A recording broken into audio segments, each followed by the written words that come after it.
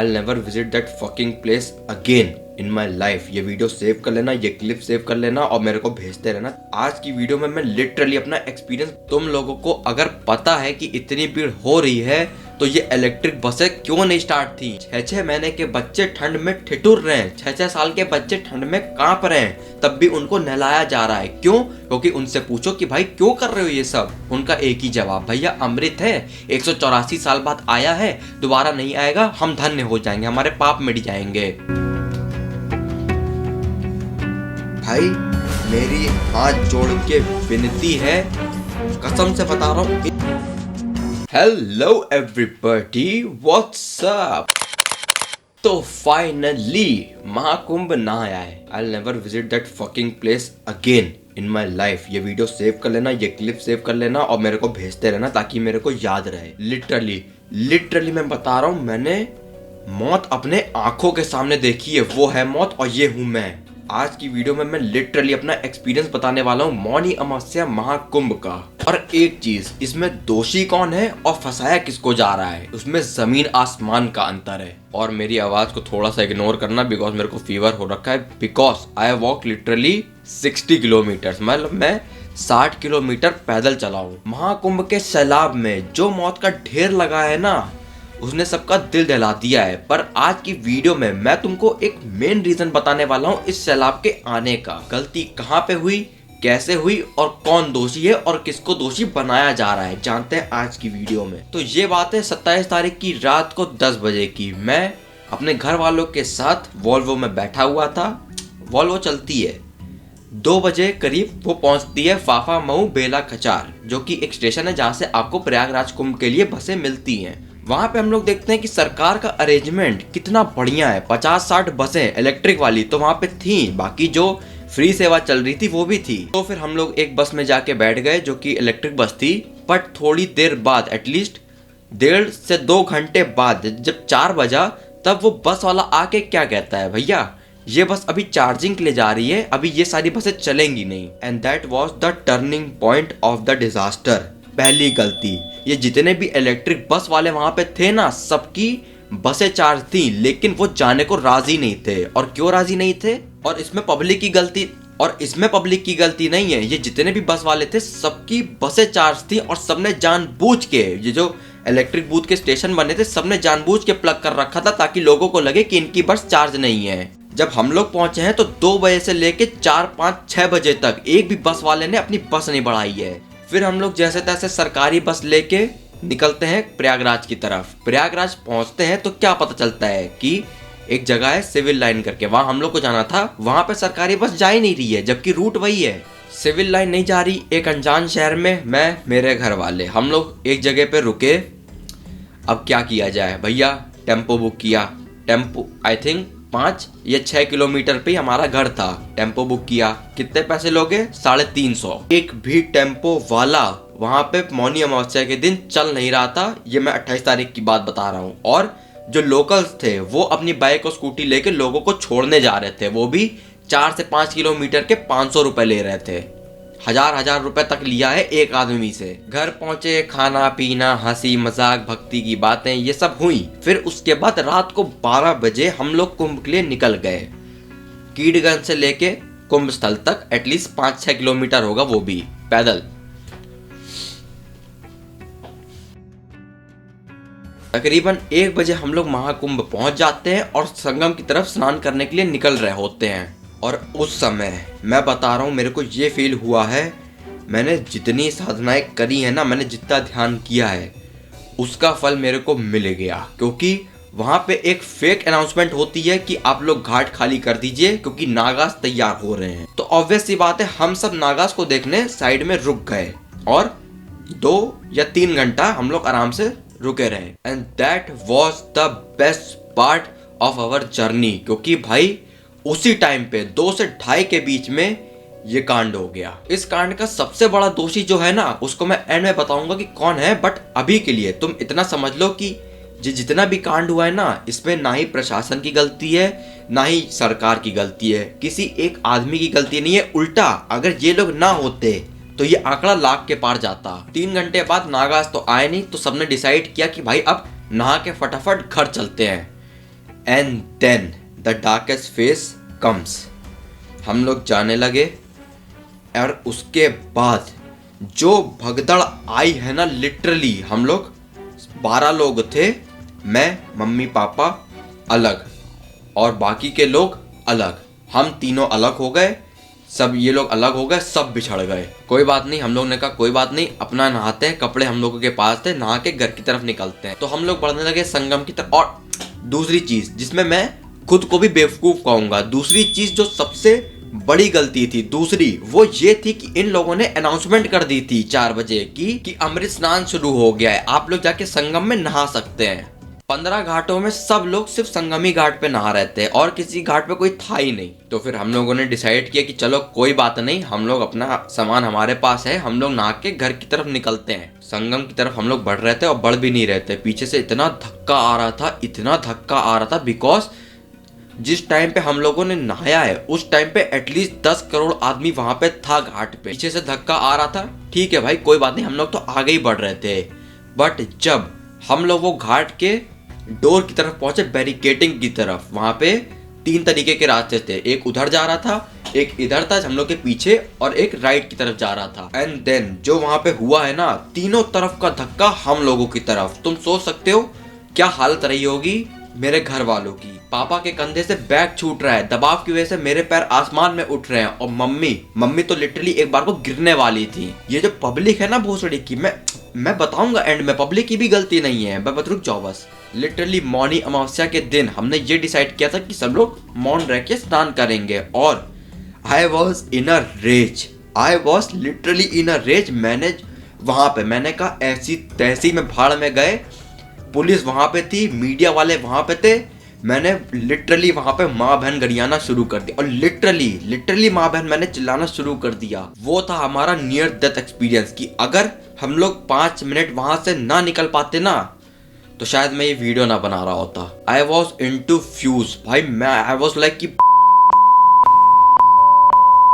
भाई उसके बाद सिर्फ 5 मिनट के लिए मैंने जितनी तेज चिल्ला सकता था ना, उतनी तेज गाली दे के चिल्लाया। सिर्फ 5 मिनट के लिए लोग वहां पे खड़े हो गए, देखने लगे कि भाई कौन चिल्ला रहा है, क्या चिल्ला रहा है। एंड उतनी ही देर में, मतलब जहां पे हम लोग खड़े थे वहां के सामने बैरिकेटिंग थी और उस साइड मैदान था। हम लोग तुरंत फांदे हैं बैरिकेटिंग, निकले हैं, और एक होल्डिंग लगी थी उसके पीछे जाके लेट गए हैं। मैंने दोनों लोगों को लेटाया, मैंने कहा लेटे रहो यहाँ पे, 2 घंटा उठना नहीं। बता नहीं सकता भाई। और जितने भी आंकड़े हैं ना, ये सिर्फ आंकड़े हैं। 2 घंटा बैठने के बाद जब उजाला हो गया, सड़क दिखने लग गई, घाट दिखने लग गए, ब्रह्म मुहूर्त निकल गया, सब हो गया, आई वॉज लाइक कि हाँ अब चलते हैं, क्योंकि थोड़ी बहुत भीड़ कम हो रही थी बहुत भीड़ थी, तब भी करोड़ों में लोग थे, बट इतना था कि हाँ तुम पैर रख सकते हो। मैंने कहा भाई चलते हैं। तब हम लोग गए, 3 बैरिकेटिंग निकाल के फांद के हम लोग गए हैं, और आराम से सबसे पहले मैंने स्नान क्या किया, 2-3 डुबकी मारी, मैं बाहर आया, मैंने चेंज किया, फिर मम्मी पापा गए, उन्होंने किया, वो बाहर आए। एंड वहाँ पे जो कंडीशन है ना, वहाँ पे वुमेन्स ऐसे खुले में अपने कपड़े चेंज कर रही हैं, खुले में उनको उतारना पड़ रहा है और चेंज करना पड़ रहा है, इतनी बकवास कंडीशन है वहाँ पे। फिर उसके बाद हम लोग निकले, खाना खाया, कुछ नाश्ता वास्ता किया और घर की तरफ आ गए। दिन के 12 बजे हम लोग आए हैं 11:30 पे। 12 बजे हम लोग घर से निकल गए कि भाई रुकेंगे नहीं, लखनऊ की तरफ चलते हैं। कीटगंज से बेला कचार 15 किलोमीटर, कीटगंज से बेला कचार 15 किलोमीटर, जिसमें से 7 किलोमीटर या फिर आई थिंक 10 किलोमीटर हम लोग पैदल चले हैं, कोई साधन नहीं। लिटरली मेरे हाथ में 2 ट्रॉली वाले बैग और कंधे में एक लटकाने वाला बैग। जो मेरी हालत हुई है ना भाई, मैं पागल हो गया हूँ। 7 किलोमीटर रह गया, तब हम लोग ने सोचा कि भाई अब नहीं हो पा रहा है, अब नहीं हो सकता, फिर भी 1 किलोमीटर चले हम लोग। जब 6 किलोमीटर रह गया तब मम्मी ने कहा बस अब बहुत हो गया। हम लोगों ने 2 बाइक रेंट पे ली, जिसका हम लोगों को पड़ा 1000 रुपए। खैर हम लोग पहुंचे 4:30 पे, बस मिली हम लोगों को। 12 बजे चले थे, 4 बजे पहुंचे थे, ठीक है, 12 किलोमीटर। 5 बजे था बस के चलने का टाइम, 7:30 हम लोग बेला कचार में ही थे।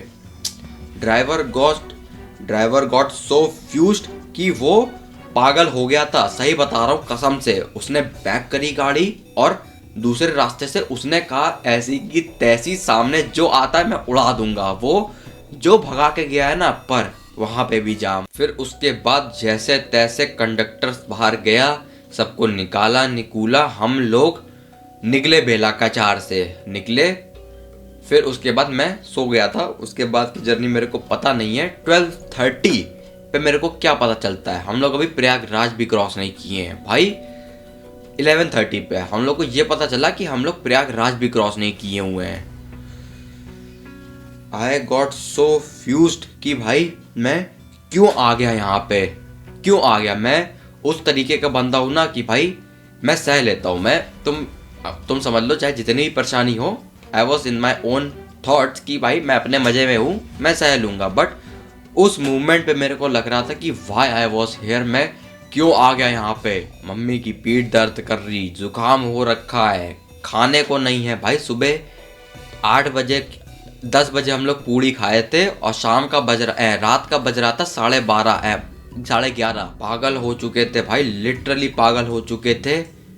एट 12:15 वी क्रॉस्ड प्रयागराज और उसके बाद 12:30 के बाद वो करेक्ट 4 बजे हम लोगों को लखनऊ छोड़ गया।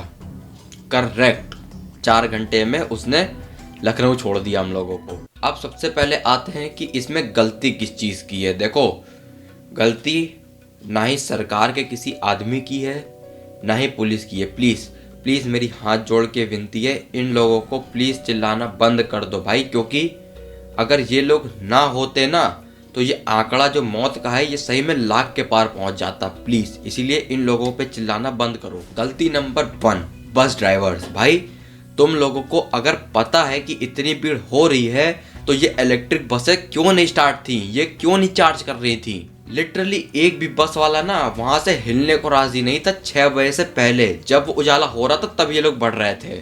दूसरी सबसे बड़ी गलती, ऑटोज ना चलाना। तुम बस चलाओ चाहे बाहर चूल्हे में चली गई तुम्हारी बस, एटलीस्ट ऑटोज तो चला सकते हो भाई। 10-12 ऑटोज या फिर मैं कह रहा हूँ 100 ऑटो चल रहे होते ना तो लिटरली इतनी भगदड़ नहीं मचती। कसम से मेरा यकीन करो नहीं मचती।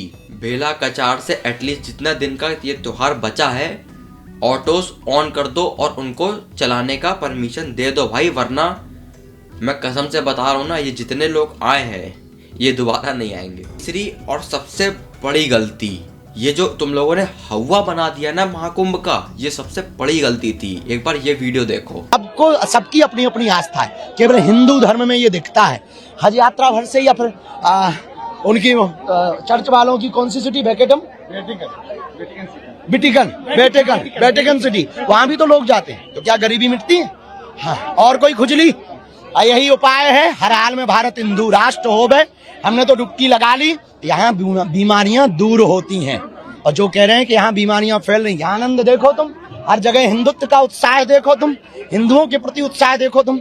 इसलिए हर व्यक्ति को आना चाहिए, जो नहीं आएगा वो पछताएगा, वो देशद्रोही कहलाएगा। ये जितने भी कथावाचक, बाबा, मंडलेश्वर, ये जितने भी लोग हैं ना, मेरी इनसे पर्सनली कोई दुश्मनी नहीं है, ना मैं इन लोगों को कुछ कहूंगा इस वीडियो के बाद। पर ये चीज ये भी एक्सेप्ट करेंगे कि जितना इन लोगों ने इस चीज को हवा बना दिया है ना, उतनी ही भीड़ यहाँ पे बढ़ी है इनकी वजह से। और इन बाबाओं का क्या है, ये जो बोल रहे हैं कि पब्लिक का ये है, पब्लिक का वो है, अपना तो वीआईपी स्नान कर लिया। दूसरी सबसे बड़ी गलती, वीआईपी कल्चर के ऊपर तो इन बाबाओं के मुंह से एक शब्द नहीं निकलता है। अपना वीआईपी स्नान करते हैं जहाँ पे कोई नहीं होता इनके इर्द गिर्द, और पब्लिक को बोलता है कि आके नहाओ, जो नहीं आएगा वो हिंदू नहीं। इन सबसे ना मैं सिर्फ एक ही चीज कहूंगा, एक बार जिस भसड़ में मैंने स्नान किया है ना, उस भसड़ में विदाउट सिक्योरिटी स्नान करके दिखा दो, मैं जान जाऊंगा कितने बड़े हिंदू हो, कितने बड़े भक्त हो, कितनी बड़ी आस्था है तुम में।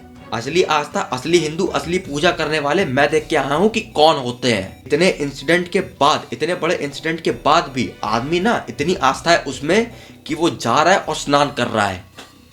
तुम्हारी तरह वीआईपी ट्रीटमेंट नहीं ले रहा है वो। और वीआईपी ट्रीटमेंट पे भी लोग इतना भड़क गए हैं कि वो जो वीआईपी घाट था उसको भी फांद के लोग वहां स्नान करने चले गए, और उसी सब में ये हुआ है। पांचवी सबसे बड़ी गलती, मीडिया ने ये आउट किया था वीआईपी स्नान शुरू हो चुका है, आप लोग जाके नहा सकते हैं। तो आदमी क्या करेगा? जो आदमी गांव से आया है, जिसको इतनी नॉलेज, इतना सेंस नहीं है, वो क्या करेगा। भगवान का शुक्रिया अदा है कि जिस होल्डिंग के पीछे हम लोग बैठे थे वहां से भी लोग बैरिकेडिंग फांद रहे थे, बट वो बैरिकेडिंग टूटी नहीं।